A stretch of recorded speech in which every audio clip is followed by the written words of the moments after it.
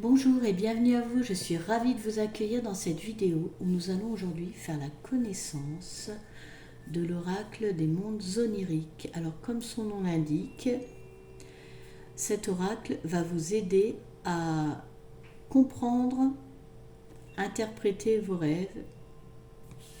Il est de rose Insera, il est composé de 52 cartes. Il est paru aux éditions Médicis et il est au prix de 26 euros. Alors je vous montre l'intérieur de la boîte. Alors je ne l'ai pas complètement fermée parce que vraiment j'ai des difficultés à... Elle est grande, alors j'ai des difficultés à l'ouvrir. Alors l'intérieur est vert avec des petits motifs.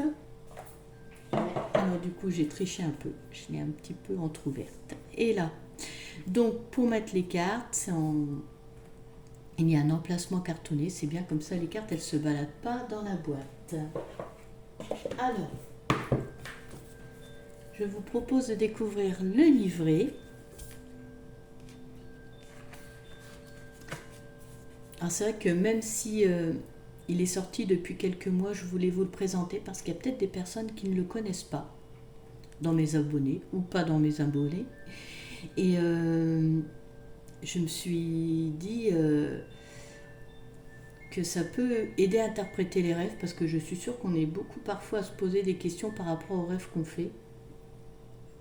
Et du coup, je le trouve très utile cet oracle. Alors, l'intérieur du livret est en couleur. Là, on arrive au sommaire. Présentation des cartes. Comment lire les cartes? Donc, ici, elle nous explique que le jeu est composé de 52 cartes, qu'il est scindé en deux parties. On a une partie qui représente les rêves. Alors, là, il y a 22 cartes. Et il y a une partie divinatoire au nombre de 30. Voilà. Donc en fait, cet oracle va nous permettre de comprendre, d'interpréter nos rêves et de mettre des choses en pratique si c'est, voilà, parce que généralement c'est l'émotionnel, les rêves. Si on fait des rêves, c'est qu'il y a quelque chose émotionnellement qui ne va pas. Et donc du coup, avec cet oracle, ça va nous permettre de mettre des choses en place et de régler le souci. Voilà. Alors, comment se servir des cartes de rêve? Alors, là, nous explique qu'en fait, pour s'en servir, il faut choisir dans les cartes rêves celles qui font référence aux rêves où on veut avoir des réponses. Alors, par exemple, je vais prendre la carte de la maison, on rêve qu'on est dans une maison ou ce qui nous marque dans notre rêve, c'est un grand bâtiment, donc voilà. Et puis dedans, il y avait des gens. Alors, on peut en prendre plusieurs. Hein. Donc en fait, il doit y avoir la carte des gens. Bon, bah, on prend une ou plusieurs cartes qui font référence à notre rêve. Voilà. On lit les cartes. Et puis, après, ici, elle nous demande donc de se poser, de répondre aux questions qui sont sur le livret. Alors, il y en a 7 de questions. Donc, par exemple, là, que s'est-il passé de notable dans votre vie ces 2 dernières semaines? S'il s'agit d'un rêve récurrent, quelles étaient les similitudes dans votre quotidien la dernière fois que vous avez fait ce songe? Par exemple, aviez-vous commencé un nouvel emploi ou étiez-vous soucieux d'un voyage à l'étranger? Donc il y a 7 questions comme ça qu'il faut lire. Et ensuite, donc déjà ça va nous aider à travailler. Et ensuite, on tire une carte divination. Alors on mélange et on tire une carte divination. Celle-ci, en fait, va nous aider dans l'interprétation. Mais elle va aussi nous aider à agir et à mettre des actions en place. Voilà. Et là, elle nous dit aussi que si on veut, on peut approfondir davantage en faisant un tirage en 3 cartes. La première représentera les circonstances passées qui ont influencé sur notre rêve. La carte du présent, ce qu'il faut accomplir maintenant. Et la troisième carte, les conséquences possibles dans le futur. Voilà. Alors, même s'il y a un tirage à faire, franchement, c'est un oracle que tout le monde peut utiliser. Voilà, quelqu'un qui va avoir des réponses par rapport à un rêve, même si voilà, cette personne n'est pas cartomancien ou cartomancienne, il prend les cartes rêves, ensuite il les mélange et voilà, c'est pour interpréter et mettre en place des actions. Voilà. Ensuite, nous arrivons à la signification générale des rêves. Donc là, elle nous explique très justement que nos rêves sont une ouverture, une porte vers notre subconscient. Et donc, que par le biais des rêves, on obtient des informations par rapport à des situations. Mais que généralement, en fait, nos rêves, c'est métaphorique, c'est crypté, c'est codé, c'est bourré de symboles. Et que voilà, ça peut être un peu compliqué. Mais, en fait là, avec cet oracle, ça va nous permettre, une fois la compréhension acquise, d'agir par des actions. Elle nous dit les rêves, en fait, les rêves, ce sont l'émotionnel qui est étillé dans notre vie. Et cela se répercute dans nos songes.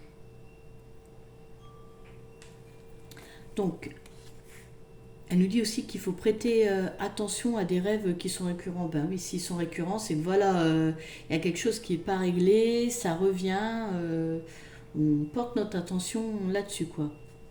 Et notre subconscient travaille là-dessus. Ensuite, ici, alors ça c'est bien aussi parce que elle parle des personnes qui sont très intuitives. Et en fait, c'est vrai que pour ceux qui ont développé leur faculté psychique, en fait, les rêves, ils peuvent être prophétiques, prémonitoires. On peut avoir des messages lors de nos rêves. Voilà. Et puis, pour ceux qui ont développé leur faculté, c'est aussi une porte... alors, elle ne le met pas, mais c'est une porte de communication avec les autres plans, le monde d'à côté. Parce que, en fait, faut savoir, bon, je vais faire très court, mais pour ceux qui le savent, nous avons des corps subtils. Et dans nos rêves, et puis c'est pour tout le monde pareil, en fait, on a un corps subtil, le corps astral, qui la nuit voyage. Et le corps astral est rattaché au corps par le cordon d'argent. D'ailleurs, c'est ce qui fait que si jamais il y a un souci, hop, le corps astral est rappelé. Mais c'est marrant parce que j'en parlais hier avec quelqu'un. Et donc, la nuit, quand on dort, le corps astral s'en va. On peut aller à différents endroits ou avoir des informations. Donc, quand on a nos facultés plus développées, on va dire. Et puis aussi, elle ne le dit pas dedans, mais donc dans nos rêves, on peut aussi avoir des réminiscences de vie antérieure. Donc voilà. Et donc, se souvenir des rêves. Ici, elle donne des petites infos sur comment faire, comment travailler sur son subconscient pour se souvenir de ses rêves, ou comment même modifier un rêve récurrent qui est pas très sympa, quoi, qui est désagréable. Donc ça, je l'ai pas expérimenté, mais voilà, quand vous avez l'oracle et que vous souhaitez tenter de le faire, elle donne des petites informations. Donc ensuite, on arrive aux cartes. Donc là, les cartes des rêves. Donc les cartes d'interprétation des rêves montrent des songes que nous partageons tous. Les visions nocturnes mettent en lumière ce que vous avez censuré dans votre esprit conscient pour de multiples raisons. En vous laissant guider par votre moi intérieur, vous deviendrez un rêveur actif. Et donc, là, on a la carte en miniature et en couleur. Ici est repris ce qu'il y a sur la carte. Et puis, après, il y a des informations très intéressantes pour interpréter votre rêve. Donc, cela pour toutes les cartes rêves.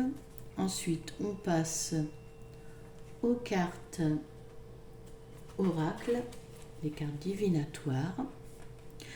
Donc, elles nous offrent un éclairage sur ce qu'il se passe dans votre monde émotionnel. Chaque citation provient de Rumi, le célèbre poète persan et adepte du soufisme qui vécut au XIIIe siècle. Ces poèmes viennent compléter le message sur la carte. Lisez l'ensemble et méditez dessus. Ainsi, vous vous sentirez en mesure d'agir sur vos rêves. Voilà. Alors, je vous montre une carte, la confiance. Donc, le même principe, ça reprend le mot-clé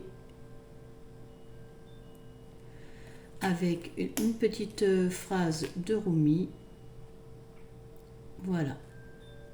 Puis une explication, enfin une interprétation. Donc ça pour chaque carte. Et à la fin, nous avons un petit mot à propos de Rose Insera. Et en toute dernière page, il nous parle de l'oracle des Bundavalon qu'elle a créé. Voilà pour le livret. Allez, maintenant je vous propose de découvrir les cartes. Alors c'est vraiment les principaux thèmes qu'on peut retrouver dans nos rêves. Alors on y va. Là on a la maison, les bâtiments. Alors vous verrez principalement les cartes, ce sont des photomontages, mais alors il y a aussi des illustrations créées. Là, la mort. Alors on dit onirique, ce sont les rêves, mais c'est aussi l'imaginaire et vous allez voir les illustrations, moi, me plaisent beaucoup. Elles vont vers l'imaginaire. Enfin, ça, j'aime beaucoup les illustrations. L'eau, l'envol, la chute.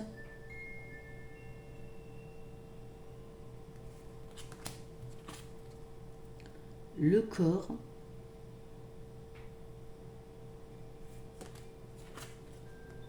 le sexe,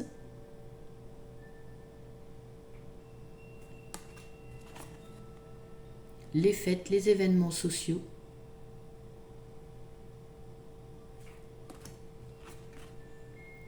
les paysages, les lieux,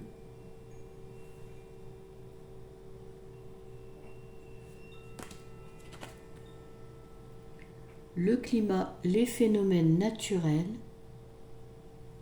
Donc là, vous voyez par exemple, pour cette carte, quelles sont les urgences dans votre vie, quels éléments vous submergent et échappent à votre contrôle. Êtes-vous inquiet de votre capacité à gérer un changement majeur? Et après, bon, vous lisez déjà sur la carte et vous pouvez aller vous référer à la page correspondante dans le livret. Les animaux.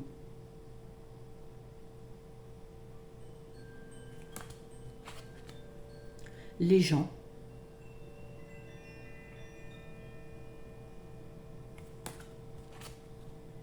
Les jeux.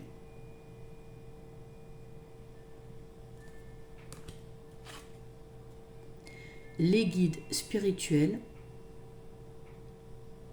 On sait très bien qui est cette carte.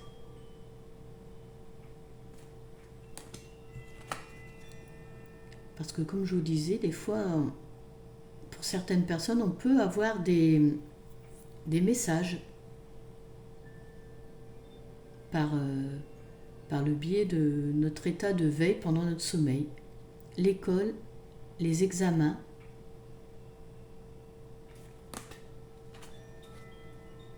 la nudité,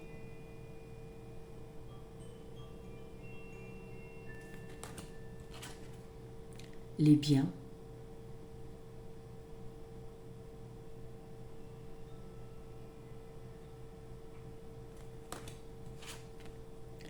la poursuite,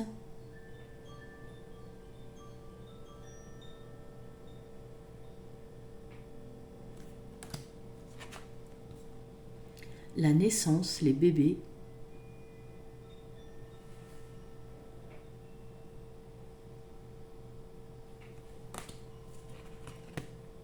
la nourriture,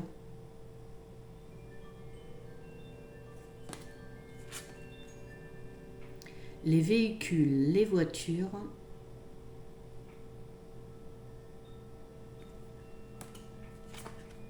la communication,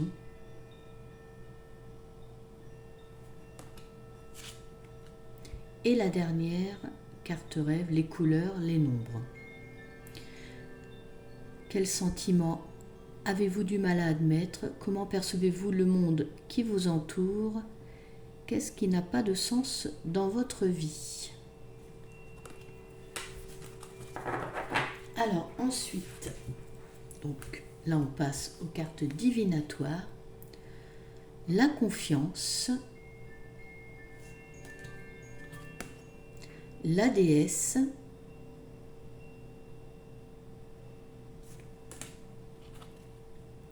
la concentration, très jolie carte. Enfin, il y en a beaucoup de très jolies dedans. La sagesse,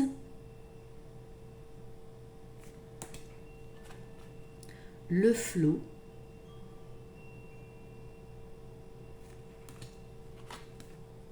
la transformation,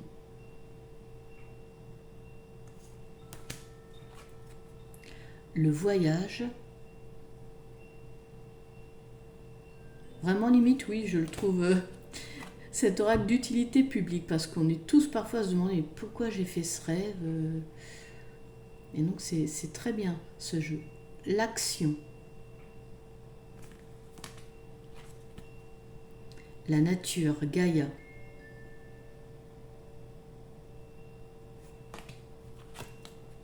le courage, l'audace,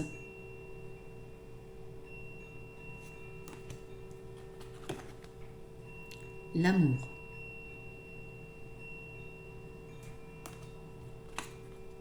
l'intuition,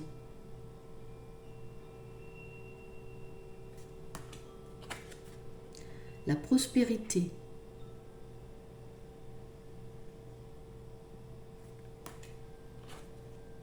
la créativité,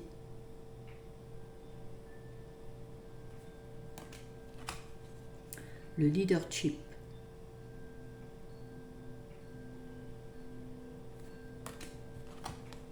la magie,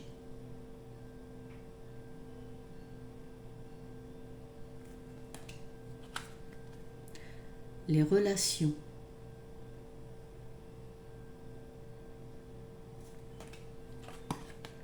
le soin,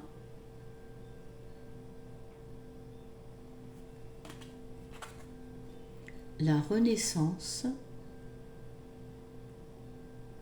Oui, avec le phénix, la renaissance, renaître de ses cendres.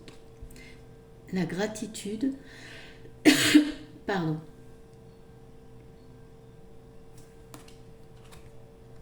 L'émancipation,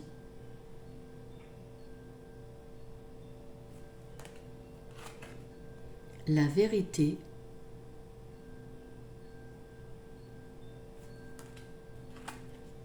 le jeu,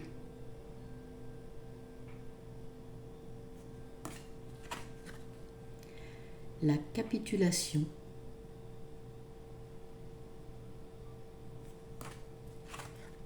l'éveil,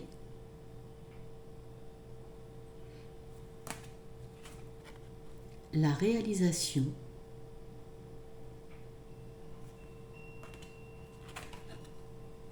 le développement,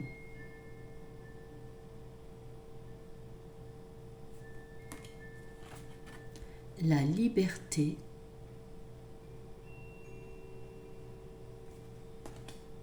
on apprend vraiment plein de choses intéressantes.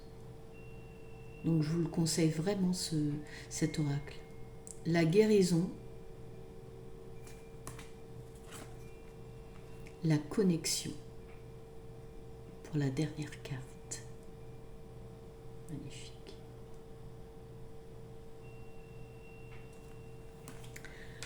Donc voilà pour la présentation de l'oracle des mondes oniriques. Alors j'espère que cette présentation vous aura plu. Moi je vous remercie de m'avoir suivi. Je vous invite à liker, à commenter et à vous abonner si vous le souhaitez. Et je vous donne rendez-vous prochainement pour une nouvelle vidéo. Je vous dis à bientôt!